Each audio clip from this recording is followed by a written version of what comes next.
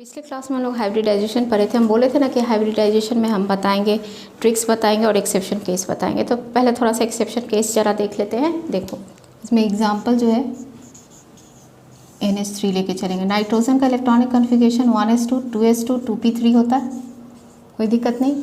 Ground state ले लो। Ground state में कितना 2s वैलेंस शेल का ऑर्बिटल भाग लेता है ना, और ये 2p हो गया। ठीक, यहाँ पे इलेक्ट्रॉन को जंप कराने का ज़रूरत नहीं है। Promotion of electron is not necessary for hybridisation. तो ये देखो 3 हाइड्रोजन है, एक हाइड्रोजन को यहाँ, एक हाइड्रोजन को यहाँ, एक हाइड्रोजन को यहाँ। कौन सा हाइब्रिडाइजेशन हो गया? sp3 हाइब्रिडाइजेशन हो गया। ठीक है ना। sp3 हाइब्रिड ऑर्बिटल देखो बना ना, 1 2 3 4। ये तो ऐसे ही रह गया ना, तो ये लोन पेयर बन गया। ठीक है, यहाँ हाइड्रोजन, एक हाइड्रोजन, 2 हाइड्रोजन, 3 हाइड्रोजन। कौन सा बॉन्ड बना रहा है? Sigma bond. इसीलिए अमोनिया का जो शेप था ऐसा था ना, यहाँ लोन पेयर था। ये हाइड्रोजन हाइड्रोजन हाइड्रोजन। शेप का नाम क्या था? Trigonal pyramidal. शेप का नाम ट्रायगोनल पिरामिडल। और बॉन्ड एंगल कितना था? 107 डिग्री। क्लियर है ना। यहाँ पे हम एक्साइटेड स्टेट में नहीं भेजे। वैसे ही एक एग्जाम्पल वाटर का लेके चलेंगे। एग्जाम्पल ले लो H2O oxygen, 1s2 2s2 2p4। Valence shell का भाग लेता है। ग्राउंड स्टेट ले लो। 2s का 2 इलेक्ट्रॉन है, p में 4 इलेक्ट्रॉन है। ठीक है ना। तो यहाँ 2s हो गया, यहाँ 2p। एक्साइटेड स्टेट में तो भेजना नहीं है। Promotion of electron is not necessary for hybridisation. मेरे पास कितना हाइड्रोजन है? 2। एक हाइड्रोजन इसमें, एक हाइड्रोजन इसमें। ठीक है, तो कौन सा हाइब्रिडाइजेशन हो गया? sp3 hybridisation. बना दो ये शेप। 4 हो गया ना, 4 हाइब्रिड ऑर्बिटल। ठीक, अब देखो लोन पेयर यहाँ रह गया, लोन पेयर यहाँ रह गया। एक हाइड्रोजन यहाँ, एक हाइड्रोजन यहाँ। तो याद है ना वाटर का क्या शेप था? बेंट शेप था ना। यहाँ पे लोन पेयर और यहाँ हाइड्रोजन। बॉन्ड एंगल कितना था? 104.5 डिग्री। शेप का नाम क्या था? बेंट। क्लियर है। तो देखो ये फिर से एक बार देख लेना। H2O ऑक्सीजन का electronic configuration, ground state, electron को जंप कराने का ज़रूरत नहीं पड़ा। यहाँ एक हाइड्रोजन, एक यहाँ हाइड्रोजन, sp3 हाइब्रिडाइजेशन हुआ। लोन पेयर हम यहाँ रख दिए इसका, और ये रख दिए। शेप का नाम क्या हो गया? बेंट। और बॉन्ड एंगल कितना हो गया? 104.5 डिग्री। अब हम लोग पढ़ेंगे हाइब्रिडाइजेशन इन ऑर्गेनिक कंपाउंड। ठीक है, हाइब्रिडाइजेशन इन ऑर्गेनिक कंपाउंड हम लोग पढ़ेंगे। ठीक है ना। उसमें हाइब्रिडाइजेशन इन ऑर्गेनिक कंपाउंड। ठीक है, उसमें सबसे पहले हम लोग एल्केन के बारे में पढ़ेंगे। और एल्केन में कौन सा हाइब्रिडाइजेशन होता है? sp3 होता है। s कैरेक्टर 25% s कैरेक्टर है और 75% p कैरेक्टर। और s कैरेक्टर जो है वो इलेक्ट्रोनेगेटिव कैरेक्टर बताता है। ठीक है, एग्जाम्पल ले लो C2H6। ध्यान से देखना। हम C2H6 का अगर जो स्ट्रक्चर ऐसे बनाओगे है ना, क्या है सब? ये sigma sigma sigma sigma sigma bond है। इसको C1 मान लो, इसको C2 मान लो। ध्यान से ज़रा समझना। ये C1 का हम लोग लिख रहे हैं 1s2 2s2 2p2। ठीक है, ग्राउंड स्टेट, ग्राउंड स्टेट में ले जाओ। 2s में कितना था? 2 इलेक्ट्रॉन। p में भी कितना है? 2, 2s और 2p। Excited state, electron jump करेगा। 2s से इलेक्ट्रॉन किस में जंप किया? p में। कोई दिक्कत? अब हम C2 का डायरेक्ट एक्साइटेड स्टेट लिखते हैं। C2 का डायरेक्ट एक्साइटेड स्टेट लिखते हैं। ध्यान से देखना।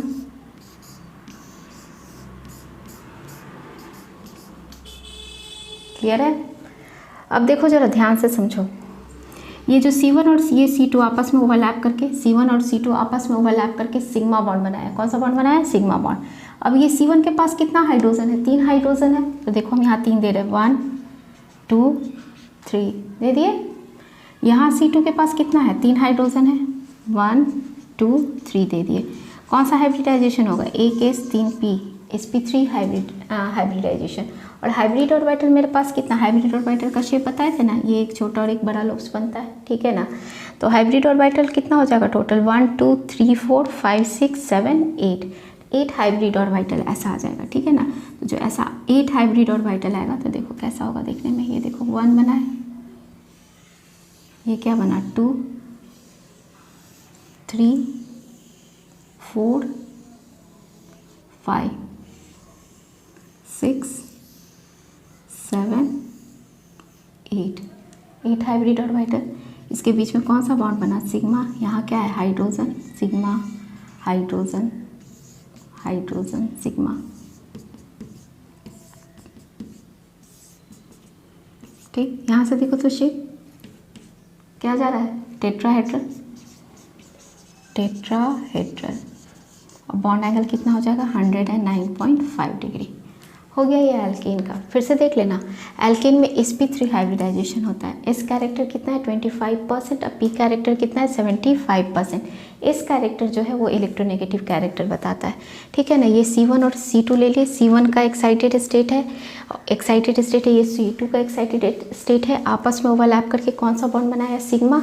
यहाँ कितना हाइड्रोजन है, 3 हाइड्रोजन, यहाँ 3 हाइड्रोजन। शेप का नाम क्या हो गया, टेट्राहेड्रल हो गया, ठीक है ना। और बॉन्ड एंगल कितना हो गया, 109.5 डिग्री हो गया, ठीक है। नेक्स्ट था जो एल्कीन, ठीक है। कौन सा हाइब्रिडाइजेशन, sp2। तो sp2 में तुम्हारा हो जाएगा 33.3% s कैरेक्टर और 66.7% p कैरेक्टर। s कैरेक्टर क्या बताता है, इलेक्ट्रोनेगेटिव कैरेक्टर बताता है, ठीक है। इसमें एग्जाम्पल ले लो, इथीन, ध्यान से, C double bond H H हो गया। ये देखो, ये sigma bond, pi bond, sigma sigma sigma sigma, ये पहला कार्बन, ये दूसरा कार्बन ले लो। अब देखो कैसे बनता है। C1 का तुम लोग लिख लो electronic configuration, 1s2 2s2 2p2 valence shell का, ठीक है ना। ग्राउंड स्टेट में क्या था, 2s में कितना इलेक्ट्रॉन है, 2, p में भी कितना है, 2, ठीक है। एक्साइटेड स्टेट में इसको भेज दो तो जंप कर जाएगा इलेक्ट्रॉन, 2s से किस में चला जाएगा, 2p में चला जाएगा। यहाँ 2s है, यहाँ क्या है, 2p है। C2 का डायरेक्ट एक्साइटेड स्टेट बना दो, डायरेक्ट एक्साइटेड स्टेट बना दिए, ठीक है ना। बहुत अच्छे से क्लियर होगा हाइब्रिडाइजेशन, कोई दिक्कत नहीं है। अब देखो जरा, यहाँ पे C1 और C2 के बीच में कौन सा बॉन्ड बना रहा है, सिग्मा बॉन्ड। देखो यहाँ पे हम ओवरलैप करा दिए, C1 और C2 के बीच में कौन सा बॉन्ड बना गया, सिग्मा बॉन्ड।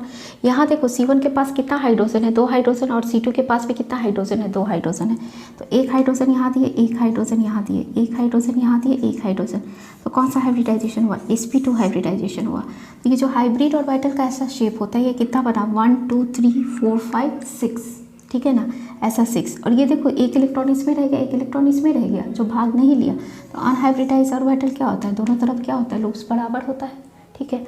अब इसके स्ट्रक्चर में 6 इतना है और 2 इतना है, तो देखो क्या होगा, ये 1 2 3 4 5 6 हो गया, 6। और ऐसा कितना है, 2।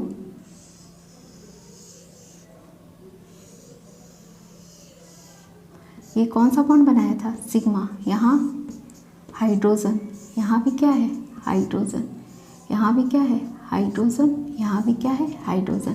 पाई बॉन्ड याद है, पिछले क्लास में बताए थे, साइडवेज ओवरलैपिंग, लैटरल ओवरलैपिंग। तो देखो, साइडवेज ओवरलैपिंग। पाई का क्लाउड 2 जगह दिखता है, एक अबव द प्लेन दिखता है, एक बिलो द प्लेन बनता है, ठीक है ना। पर पाई बॉन्ड कितना बनता है, 1। एक अबव द प्लेन है क्लाउड और एक बिलो द प्लेन है, ठीक है। देखो ये स्ट्रक्चर क्लियर है। अब ये तो इलेक्ट्रॉन का बादल है, पाई का क्लाउड है। मेन देखो, ये जो सिग्मा वाला कौन सा ये स्ट्रक्चर आ रहा है, ट्रायगोनल प्लेनर। और बॉन्ड एंगल कितना हो गया, 120 डिग्री। तो याद रहे, जब भी एल्कीन रहेगा, डबल बॉन्ड होगा, ट्रायगोनल प्लेनर, बॉन्ड एंगल कितना हो जाएगा, 120 डिग्री। क्लियर है। अब आ जाओ एल्काइन में। चलो नेक्स्ट एल्काइन आ जाओ, ठीक है ना। एल्काइन में कौन सा हाइब्रिडाइजेशन, sp हाइब्रिडाइजेशन। 50% जो है s कैरेक्टर है, 50% p कैरेक्टर है।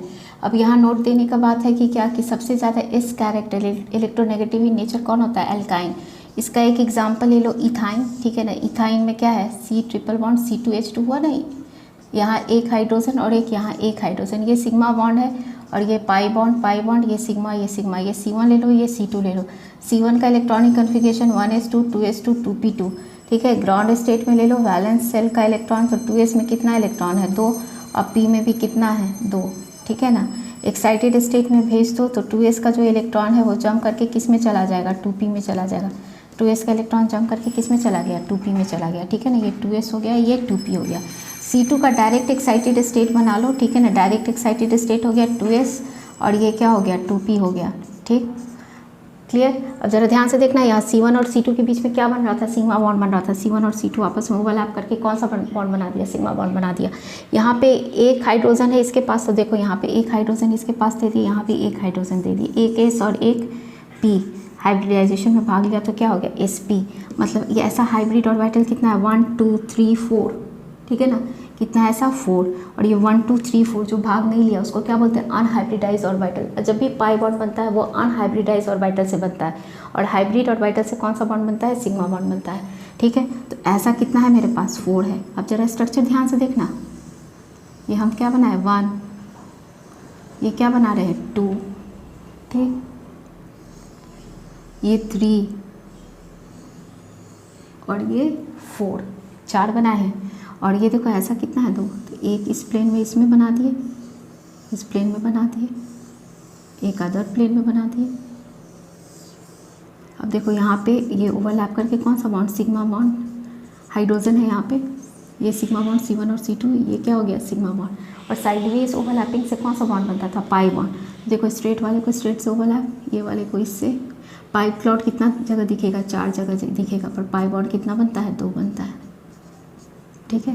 ये तो पाई इलेक्ट्रॉन का बादल है, मेन तो तुमको ये स्ट्रक्चर देखना है। तो ये क्या हो जाएगा, लीनियर, और बॉन्ड एंगल कितना हो गया, 180 डिग्री।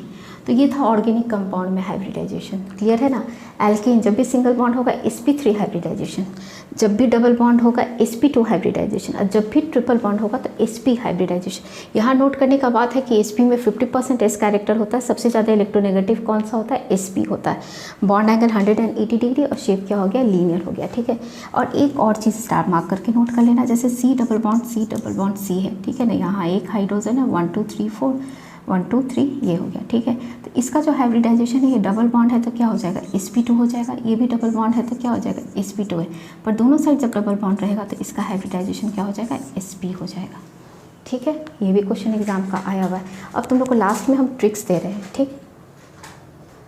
अब तुम लोग को ट्रिक्स बता रहे हैं, ट्रिक्स कंपटीशन में लगा देना, बहुत आसानी से सारा बन जाएगा। जितना भी मेंस का क्वेश्चन, मेडिकल का, नीट का आया हुआ क्वेश्चन आराम से ट्रिक से कर लोगे। बेसिक भी जानना था क्योंकि बेसिक से भी कहीं से क्वेश्चन रह सकता है, इसीलिए हम पूरा बेसिक बताने गए हैं, ठीक है ना। ट्रिक्स,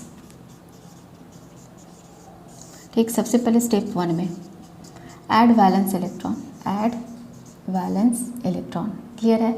अगर कैटायन रहेगा, प्लस चार्ज रहेगा तो इलेक्ट्रॉन को घटा देना, एनायन माइनस चार्ज रहेगा तो इलेक्ट्रॉन को क्या करना, बढ़ा देना।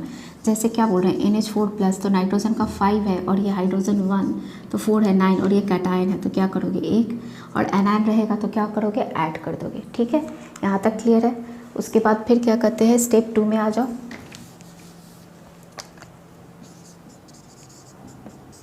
अगर वैलेंस इलेक्ट्रॉन जो है इक्वल टू 8 और लेस देन 8 है तो डिवाइड बाई 2, ठीक। और जो कोशेंट आया और रिमाइंडर आया उसको ऐड कर लोगे, add quotient and remainder, clear है। स्टेप 3, वैलेंस इलेक्ट्रॉन अगर ग्रेटर देन 8 है, ठीक है, तो divide by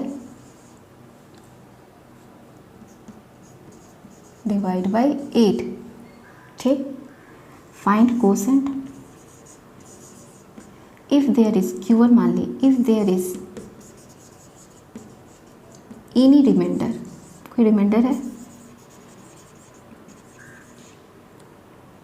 any remainder, divide by 2, if there is any remainder divide by 2, find another quotient, Q2, ठीक। ऐड लास्ट में add all quotient and remainder. बहुत बढ़िया ट्रिक्स है, ठीक है ना। सारे क्वेश्चन हो जाते हैं, लगभग सारे क्वेश्चन इस ट्रिक से हो जाते हैं, ठीक है। तो हम दे रहे हैं क्वेश्चन, अब देखते हैं कि फिर से देख लेना। वैलेंस इलेक्ट्रॉन ऐड करेंगे, कैटायन रहेगा तो घटा देंगे, एनायन रहेगा तो बढ़ा देंगे जितना। वैलेंस इलेक्ट्रॉन अगर 8 से कम है तो 2 से डिवाइड करेंगे, ऐड क्वोशेंट एंड रिमाइंडर। अगर रिमाइंडर नहीं है तो केवल क्वोशेंट का हो गया, ठीक है। वैलेंस इलेक्ट्रॉन अगर 8 से ज़्यादा है तो 8 से डिवाइड करेंगे, ठीक है ना, और क्वोशेंट फाइंड करेंगे। अगर कोई रिमाइंडर है तो उसको 2 से डिवाइड करेंगे, ठीक है ना, तो अनदर क्वोशेंट आएगा, और जितना भी रिमाइंडर और क्वोशेंट रहेगा उसको क्या करेंगे, ऐड कर देंगे। देखो कुछ एग्जाम्पल दे रहे हैं, ईजिली बनेगा। अब हम लोग है ना हाइब्रिडाइजेशन का ट्रिक समझ गए, अब क्वेश्चन बनाएंगे, ठीक है ना। तो ज़रा क्वेश्चन देखना।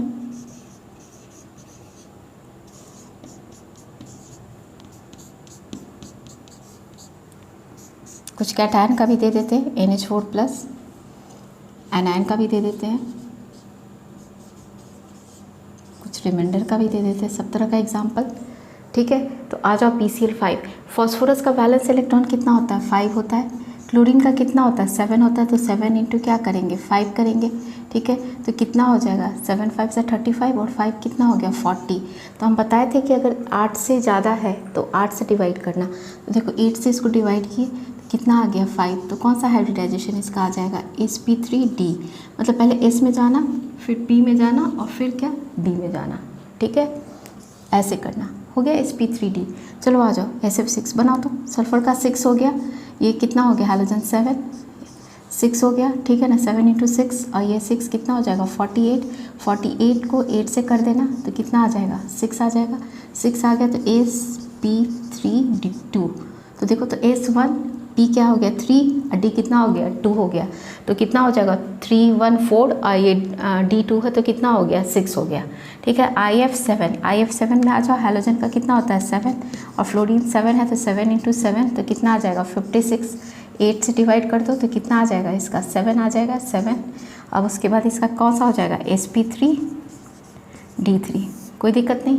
अब NH4+ में आ जाओ। ये कैटायन है तो नाइट्रोजन का कितना होता है, नाइट्रोजन का 5 हो गया, हाइड्रोजन का 1, एक माइनस हो जाएगा ना, प्लस चार्ज है तो क्या हो जाएगा, एक घट जाएगा।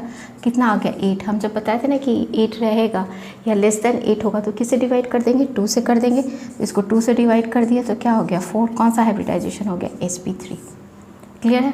चलो एनायन के एग्जाम्पल में ज़रा आ जाओ। ClO4-, क्लोरीन का कितना होता है, 7 होता है। ऑक्सीजन का कितना होता है, 6 होता है। तो 6 4 जा कितना हो गया, 24 और एक माइनस चार्ज है तो माइनस चार्ज हो गया तो क्या हो जाता है, एक हम लोग बढ़ जाएंगे ना, तो कितना हो जाएगा, 32।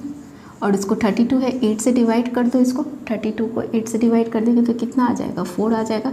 4 है तो कौन सा हाइब्रिडाइजेशन आ गया, इसका sp3 आ गया हाइब्रिडाइजेशन, ठीक है। अब आ जाओ H2O का देखो तो हाइड्रोजन कितना हो गया, 2 और ये ऑक्सीजन कितना हो गया, 6। तो कितना हो गया, 8 है तो किससे डिवाइड करेंगे, 2 से। तो 2 से डिवाइड करेंगे तो इसका कितना आ जाएगा, 4। तो कौन सा हाइब्रिडाइजेशन होगा, sp3। क्लियर है, ठीक है। अब आ जाओ SO2। सल्फर का कितना होता है, 6। ऑक्सीजन का कितना होता है, 6। तो 6 इंटू क्या हो गया, 2। तो मेरा कितना आ गया, 18 है तो किससे डिवाइड करेंगे, 8 से। तो 8 से इसको डिवाइड करो तो कितना हो जाएगा, 2। और रिमाइंडर कितना बचा, 2। तो हम बताए ना कि if there is any remainder divide by 2। तो एनी रिमाइंडर 2 है तो 2 से हम डिवाइड किए तो कितना आ गया, 1। फिर उसके बाद क्या लिखा थे, add all quotient and remainder. तो मेरा क्वोशेंट कितना है, 2 और रिमाइंडर कितना है, 1। तो कितना आ गया, 3। तो कौन सा हाइब्रिडाइजेशन होगा, sp2 हो जाएगा, ठीक है। जितना भी IIT मेंस और नीट एग्जाम का ज़्यादातर सब क्वेश्चन इससे बन जाता है। क्लियर है। कैटायन रहेगा तो इलेक्ट्रॉन को घटा देना, एनायन रहा तो इलेक्ट्रॉन को ऐड कर देना, ठीक है ना, जो भी चार्ज रहा उस हिसाब से। तो क्लियर है, ठीक है। लेस देन 8 रहा तो 2 से डिवाइड करेंगे, फाइंड क्वोशेंट। अगर रिमाइंडर रहा तो क्वोशेंट और रिमाइंडर को ऐड कर देंगे। अगर ज़्यादा है, 8 से ज़्यादा है तो 8 से डिवाइड करेंगे। If there is any remainder divide by 2, ठीक है ना। ऐड ऑल क्वोशेंट और अगर कोई रिमाइंडर रहा तो उसको भी ऐड कर देंगे। क्लियर है। अब नेक्स्ट क्लास में हम लोग डायपोल मोमेंट पढ़ने जाएंगे, ठीक।